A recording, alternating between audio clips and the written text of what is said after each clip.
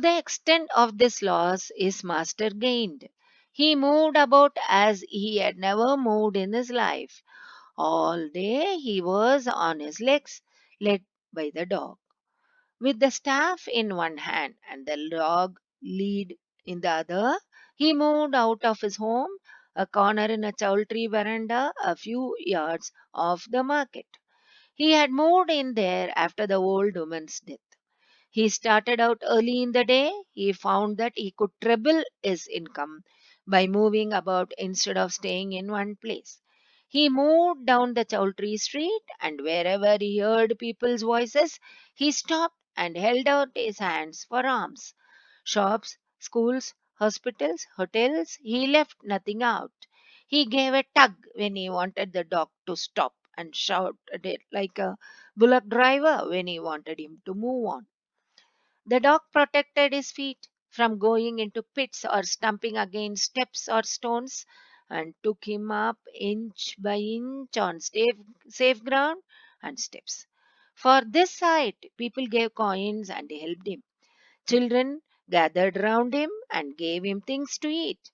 A dog is essentially an active creature who punctuates his hectic rounds with well defined periods of rest. But now this dog, henceforth to be known as Tiger, had lost all rest. He had rest only when the old man sat down somewhere. At nights, the old man slept with the cord turned around his finger. I can't take chances with you, he said. A great desire to earn more money than ever before seized his master, so that he felt any resting a waste of opportunity, and the dog had to be continuously on his feet. Sometimes his leg refused to move, but if he slowed down even slightly, his master goaded him on fiercely with his staff. The dog whined and groaned under his thrust. We have to pity the dog. Hope you agree with me, children. The master, now the gist of the paragraph, the master gained much more from the dog. He moved more than before. He didn't even waste a single minute. He wanted to grab the opportunity. His income trebled as it is given in the paragraph. He found that he could treble his income. Before he was earning very, very less. Now, with the help of the dog, he could earn more. He started showing his arms to everyone. The dog took him carefully, avoiding pits, stones, and steps. People seeing this gave him more money, not for him, for the dog. Every night, the blind man would sleep with the cord turned around his finger. As his income increased, his income increased, what happened? His greed also became manifold, and he thought resting is wasteful. As days passed, the dog became bony and thin. Very sad about the dog. Now coming to the new words. Here tug means pull and seized means grabbing the opportunity. Then goaded means drive an animal with a spiked stick. Here, the beggar had a stick. Whenever the dog groaned, he used to beat the dog harshly. Tyrant, a cruel master, whined and groaned, a long, high pitched, complaining cry. The poor dog used to cry with lot of pain, but the beggar never bothered to take care of the dog. He law, I can't take chances with you. Sometimes his legs refuse to move, but if he slowed down even slightly, his master goaded him on fiercely with his staff. Very poor thing, children. He used to beat the dog very harshly.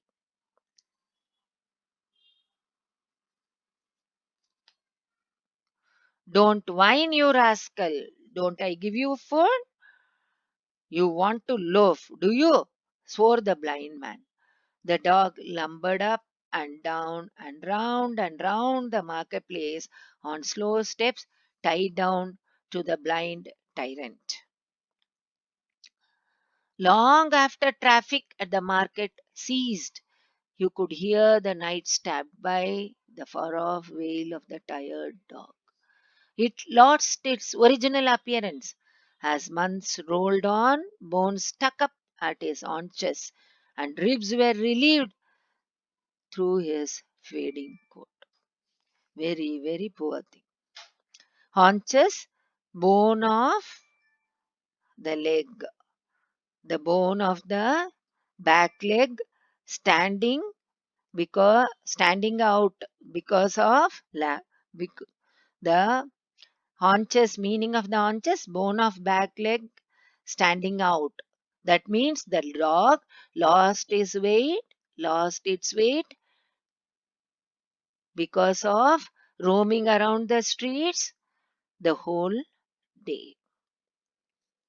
Then tyrant, I told you, uh, cruel ruler, then whined and groaned, a long pitched complaining cry, and seized, as I told you earlier, taking the opportunity, grabbing the opportunity, goaded, beating an animal or driving an animal with a spiked stick. Now coming to the 11th paragraph.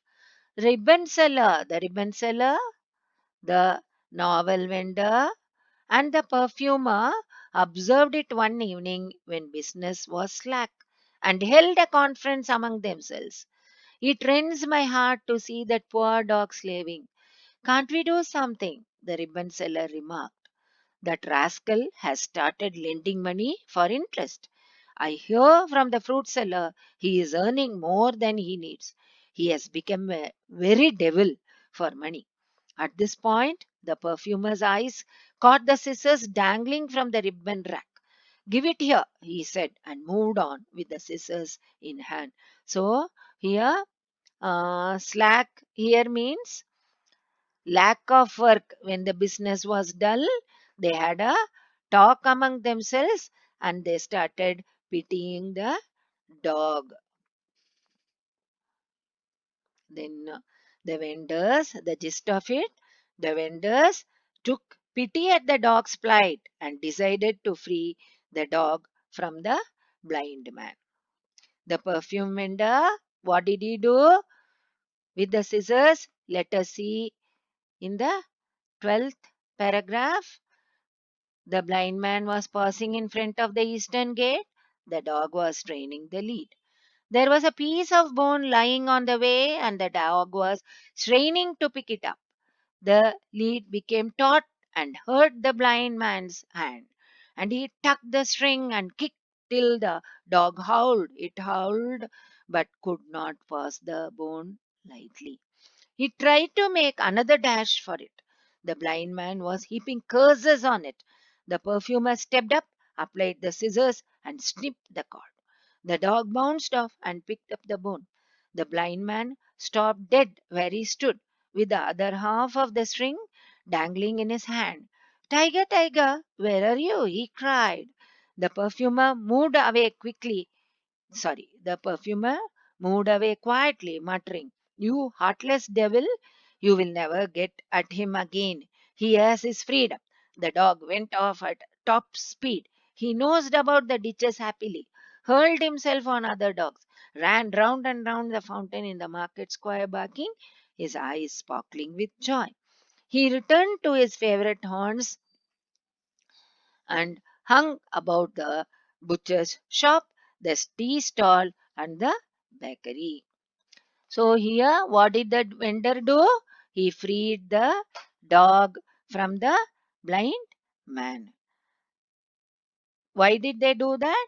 Because the dog was enslaved by the greedy blind beggar. The vendors took pity at the dog's plight and decided to free the dog from the blind man. The perfume vendor cut the cord with the scissor and freed the dog. The blind man shouted, Tiger, tiger, he shouted. At this, perfume vendor told the dog has gone away and it was free now. So the perfume vendor became the hero now.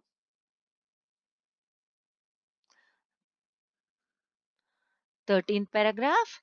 The ribbon vendor and his two friends stood at the market gate and enjoyed the sight immensely as the blind man struggled to find his way about. He stood rooted to the spot, waving his stick. He felt as if he were hanging in my midair. He was wailing, "Oh, where is my dog? I'll murder it when I get at it again." He groped about, tried to cross the road, came near being run over by a dozen vehicles at different points, tumbled and struggled and gasped. He would deserve it if he was run over.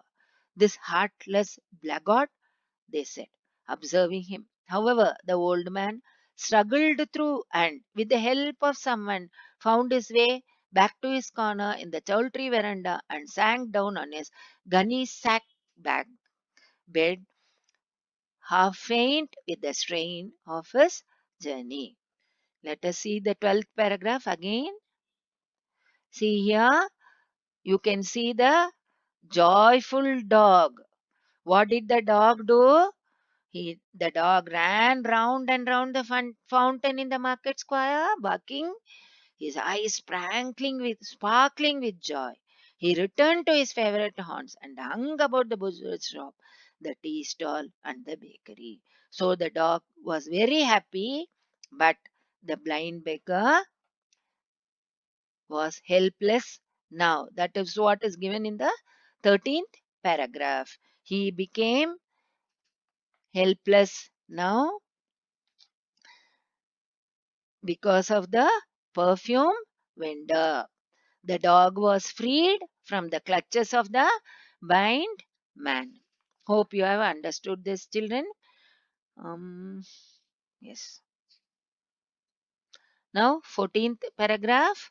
He was not seen for 10 days and 20 days, nor was the dog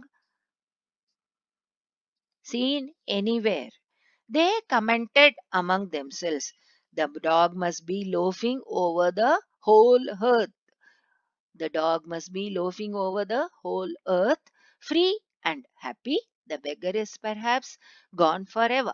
Hardly was this sentence uttered when they heard the familiar tap tap of the blind man's staff. They saw him again coming up the pavement, led by the dog. "Look, look!" they cried. "He has again got at it and tied it up." The ribbon seller could not contain himself. He ran up and said, "Where have you been all these days?"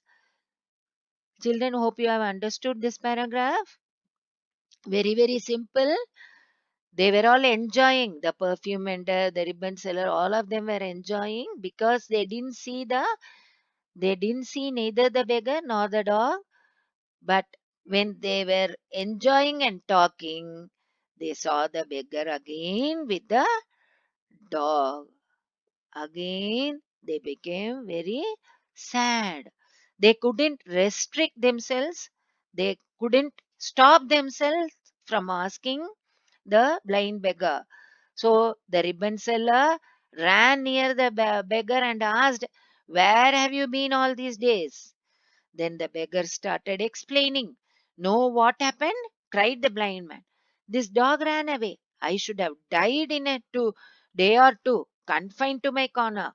No food, not an anna to earn, imprisoned in my corner. I should have perished if it had continued for another day. But this thing returned. When? With lot of curiosity, the ribbon seller asked.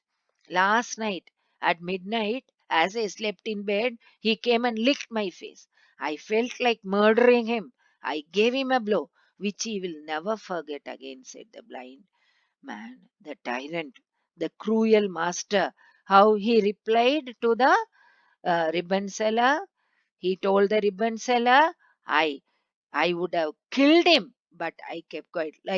As if doing a favor to the dog, the blind beggar spoke to the ribbon seller.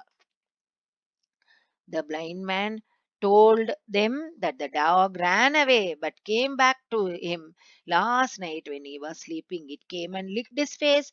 He forgave the dog, but this time he got a steel chain to the dog. Let us see. I forgave him after all, a dog. He loafed as long as he could pick up some rubbish to eat on the road, but real hunger has driven him back to me. But he will not leave me again. See, I have got this. And he shook the lid. It was a steel chain this time. The cruel person tied the dog with the steel chain. Once again, there was the dead, despairing look in the dog's eyes. Go on, you fool, cried the blind man, shouting like an ox driver. He tugged the chain, poked with the stick, and the dog moved away in slow steps. They stood listening to the tap tap going away. Death alone can help the dog, cried the ribbon seller, looking after it with a sigh. What can we do with a creature who returns to his doom with such a free heart? They couldn't help it. They wanted to try, they wanted to free the dog, but the dog dug his own grave. Let me tell you the gist of the whole story again, children. This story is about a street dog and a blind man who later became his master. The street dog, who lived by eating garbage of the marketplace, had hundreds of scars as it was fighting with every animal. When it needed rest, it would curl near the market gate. In the evenings, it would go for a walk for picking up edibles on the roadside. In the night, it would come and sleep near the market gate. After 3 years, a blind beggar escorted by old women came and sat near the market gate. She would come in the afternoon with food, collect the coins he had earned, and took him back at night. The dog, which was sleeping near him, got attracted by the smell of the food. It went near the blind man and he threw some food at it. In the meantime, they both became friends, and the dog would sit near the blind man and took care of his coins. It also chased passerby who had not dropped a coin in his bowl. Every Thursday, many sellers came there to sell their things. A mischievous boy who used to tease the blind man came and tried to take away his coins from the bowl. The dog sprang up on him, and the boy ran for his life. The vendor was surprised to see the dog's affection for this old blind man. One evening, the old woman did not come to take this man. As he was wanting someone to tell him what happened to the old woman, he heard that the old woman died that afternoon. The ribbon vendor gave him a white ribbon, asked him to tie it around the dog's neck, and it was loyal to the old man from that day. Now the lifestyle of the dog changed. He lost his freedom completely.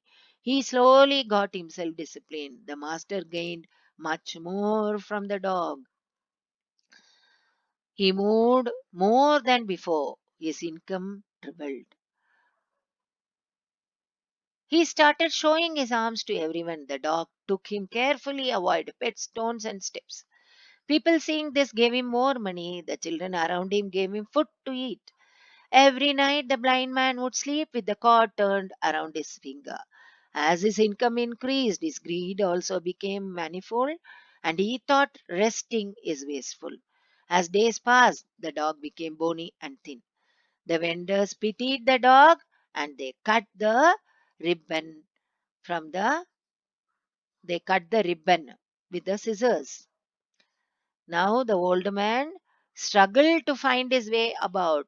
He struggled to cross the road, and finally, with the help of someone, he found his way back to his resting place. The blind man was not seen for many days, so the vendors were very happy. But suddenly one day he appeared at the marketplace.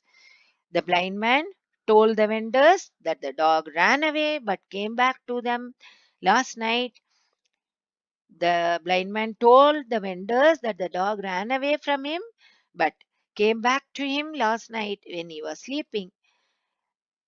He forgave the dog, but this time he got a steel chain to the dog.